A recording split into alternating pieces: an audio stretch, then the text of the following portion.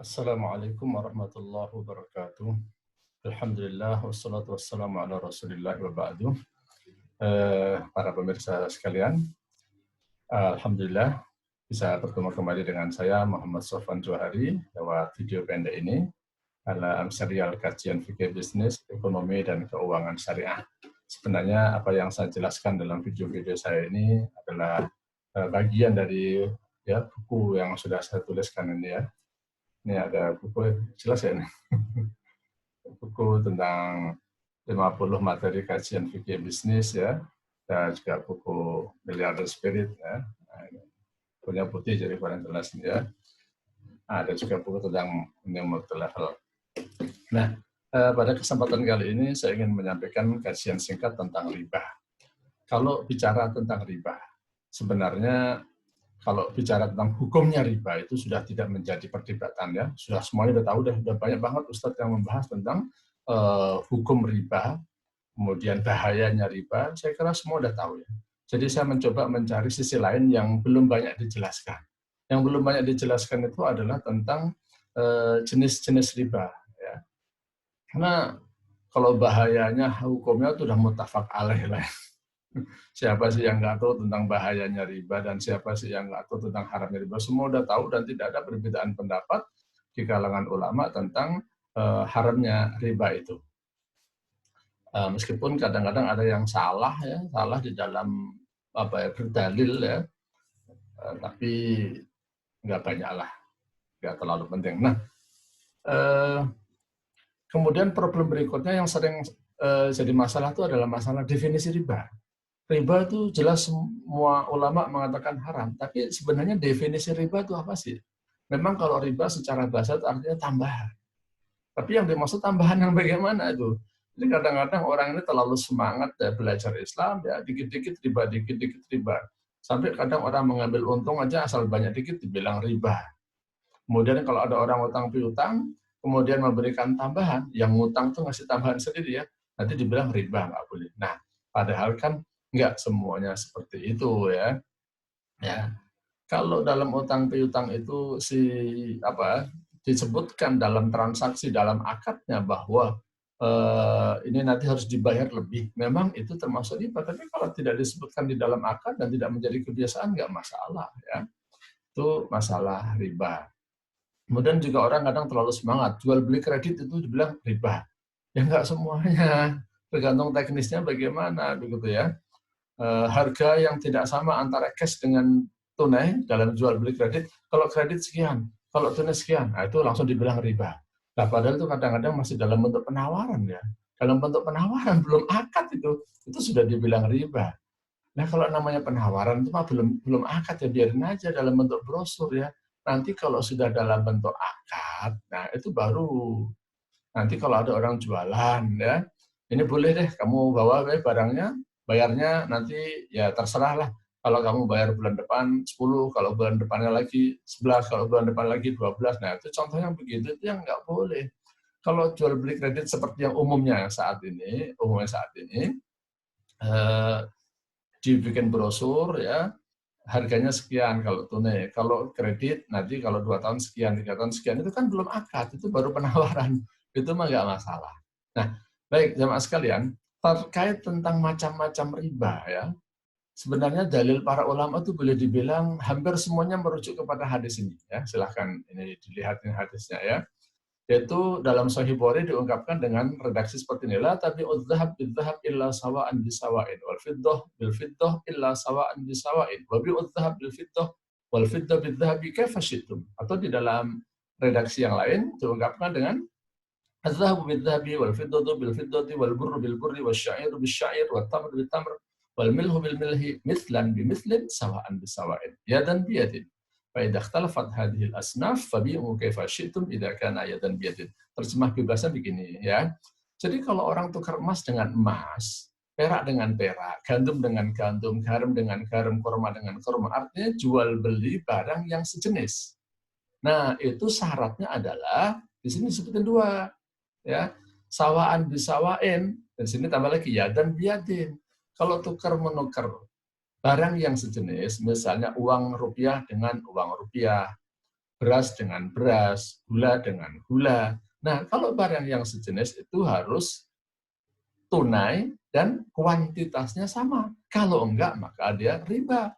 Nah, tapi kalau berbeda jenis, misalnya emas dengan perak, kurma dengan garam, emas dengan gandum, nah itu berbeda jenis. Diungkapkan di sini, فَإِذَا اخْتَلَفَتْ هَذِهِ الْأَصْنَافُ فَبِيعُوا كَيْفَ شِئْتُمْ إِذَا كَانَ يَدًا بِيَدٍ. Kalau berbeda jenis, maka itu silahkan kamu jual berapapun. Masalah harga, istilahnya, keterpautannya nggak masalah. Yang penting yadan biyadin. Yang penting yadan biyadin. Nah, kalau mau menjelaskan tentang berapa jenis riba di dalam fikih itu ya, ada yang menyebutnya 2, ada yang menyebutnya 3, ada yang menyebutnya 4. Oke lah, saya coba menjelaskan dengan mudah-mudahan dengan penjelasan saya ini rada mudah itu ya. Nggak usah pakai nama-nama riba fadl, riba nasa, nggak usah. Apal juga nggak apa-apa. Yang penting tahu modelnya. Nah, ada 4 model riba ya, ada 4 model riba yang terdapat di dalam jual beli dan utang piutang. Saya jelasin sedikit. Ini saya modelnya ini ngajar saja ya.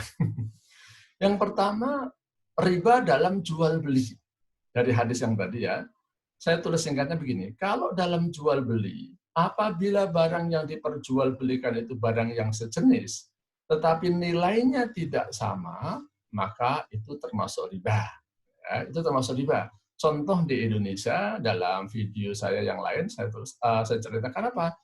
Misalnya penukaran uang recehan. Kalau penukaran uang recehan, 100.000 ditukar dengan 90.000, ya, 50.000 ditukar dengan 45.000. Nah, ini termasuk riba. Istilahnya kalau bahasa Arabnya riba fadl. Kenapa? Ini tukar-menukar atau jual beli barang yang sejenis tetapi kuantitasnya tidak sama. Setiap pertukaran harta dengan harta itu disebut dengan jual beli ya dalam fikih ya. Walaupun kita nyebutnya tukeran, ya. Tapi itu bahasa fikihnya ya jual beli. Yang kedua, model riba itu adalah jual beli barang tetapi berbeda jenis. Di dalam hadisnya tadi disebutin kan, kalau berbeda jenis, silakan fabi'u kaifa syi'tum idza kana yadan biyadin. Jadi ini maksudnya. Kalau misalnya emas dengan perak zaman dulu ya, kalau yang sekarang rupiah dengan dolar, fabi'u kaifa syi'tum. Silakan kamu jual berapa aja. Keterpautannya 1 dibanding 10.000, 1 banding 15.000 nggak apa-apa, tapi harus yadan biyadin. Jadi kalau misalnya ada tukar falas, tukar valuta asing dalam model yang tidak langsung diterima secara tunai, kayak di forex ya, perdagangan forex ya. Kalau falas kan yang dimaksud biasanya jual beli mata uang asing tapi secara tunai di money changer atau di bank. Tapi kalau forex itu biasanya tidak serah terima secara langsung. Nah, kalau itu masuknya ke sini. Ya, istilahnya disebut dengan riba nasiah atau riba nasa. Tukar-menukar alat tukar atau tukar-menukar makanan, jual beli makanan, jual beli alat tukar, tetapi tidak dilakukan secara tunai. Ini termasuk riba, istilahnya riba nasa. Nah, kemudian model yang ketiga di dalam riba adalah dalam transaksi utang piutang. Ini khususnya qard ya, di mana debitur diwajibkan membayar lebih dari hutang yang diterima. Jadi begini misalnya, ada orang utang 1 juta, disebutkan di dalam akad, tapi nanti harus bayar 1.200.000. Nah, itu riba. Utang 1 juta disuruh bayar 1.200.000. Itu sebenarnya hakikatnya sama dengan jual beli barang yang sejenis, ya, sama dengan sini. Jual beli barang yang sejenis, tetapi kuantitasnya tidak sama. Jual beli rupiah dengan rupiah. Loh, itu bukan jual beli tukar menukar. Tukar menukar harta dengan harta itu namanya jual beli, ya, gitu ya. Jadi kalau utang 1 juta disuruh bayar 1.200.000 itu riba. Ada unsur riba nasiah, menunda serah terimanya, dan ada unsur riba fadlnya. Ada perselisihan, keterpautan. 1 juta kok dibayar 1.200.000, ini riba. Makanya fatwa Majelis Ulama, fatwa nomor 1 tahun 2004 menyatakan bahwa bunga bank itu termasuk riba. Ya, ini termasuk riba. Nah, yang terakhir ya, ini model riba yang terakhir adalah model utang piutang. Nah, ini utang piutang bisa muncul karena akad jual beli, misalnya jual beli rumah, jual beli mobil, ataupun utang uang. Ya, sebenarnya pada saat jual beli rumah atau mobil misalnya, harganya misalnya 100 juta. Nah, ditentukan harganya 100 juta. Nah, pas jatuh tempo ya, pas jatuh tempo harusnya dibayar itu 100 juta, ternyata si pembeli atau debiturnya tidak mampu membayar. Akhirnya apa? Dikenakan tambahan. Yaudah nggak apa-apa, ditunda 2 bulan, tunda 1 tahun. Tapi harus nambah. Nah, bahasa lainnya ini kadang kita sebut dengan denda atau bunga. Ya. Bunga atas keterlambatan atau denda atas keterlambatan. Nah, ini juga termasuk riba. Karena ayatnya apa? In kana du usratin fanadiratun ila maisarah. Kalau ada orang kesulitan itu kasih tenggang waktu, bukan malah disuruh nambahin. Nah, kalau begini ini termasuk riba, ya. Nggak boleh. Tapi, nah, ini kita perlu tahu ya, itu tadi kan saya bilang secara umum ini, bahwa utang piutang, kalau sudah jatuh tempo, baik itu utang uang ataupun barang, kalau sudah jatuh tempo nggak bisa bayar, kemudian tunda deh, tapi nambah. Nah, ini riba. Ini riba, ya. Nah, tapi ada banyak penjelasan nih, kalau misalnya jelasin semua bingung saya. Oke, denda. Denda itu aslinya nggak boleh, denda keterlambatan. Tapi di video yang lain saya sudah jelasin. Kalau di lembaga keuangan, ada penerapan denda kepada nasabah yang mampu membayar, tapi dia nggak mau membayar. Ditunda-tunda, nggak mau tepat waktu, itu boleh dikenakan denda.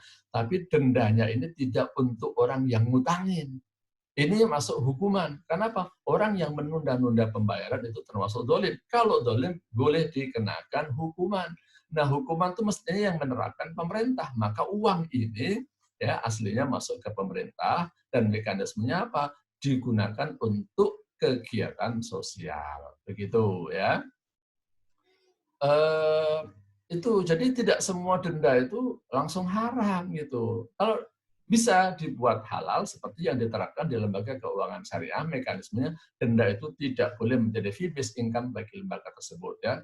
Begitu pula kalau terjadi antar pribadi, utang piutang 1 juta dibayar 1,2 juta belum tentu riba. Kalau apa? Satu, kalau tidak dipersyaratkan dalam perjanjian dan tidak menjadi kebiasaan. Anggap sajalah misalnya Bapak utang kepada saya 1 juta, perjanjiannya bayar berapa? Ya bayar 1 juta. Nah ternyata pas waktu bayar, Bapak datang ke saya itu tambahin 100.000 misalnya. Saya nggak minta, ya saya nggak minta dan tidak disebutkan dalam perjanjian. Bapak bawa sendiri aja. Nah ini juga nggak riba. Kenapa? Ada hadis rahimallahu rajulan sam'an idza ba'a wa idza ishtara wa idza iqtada.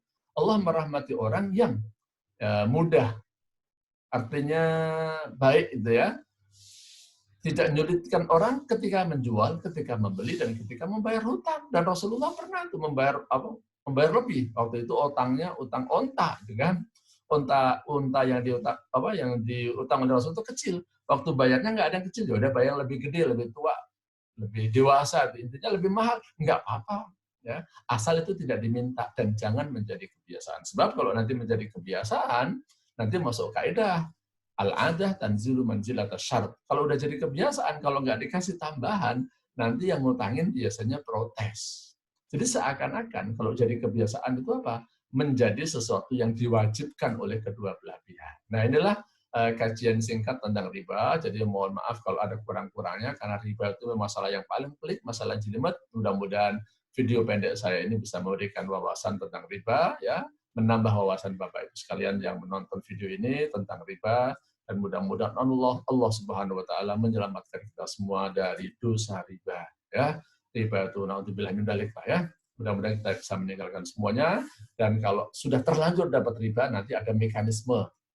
Ada di video saya yang lain ya. Kalau sudah terlanjur dapat riba, duitnya buat apa? Nah, itu merujuk kepada fatwa nomor 123 dari fatwa DSN MUI. Kurang lebihnya saya mohon maaf, wallahu a'lam bishawab. Wassalamualaikum warahmatullahi wabarakatuh.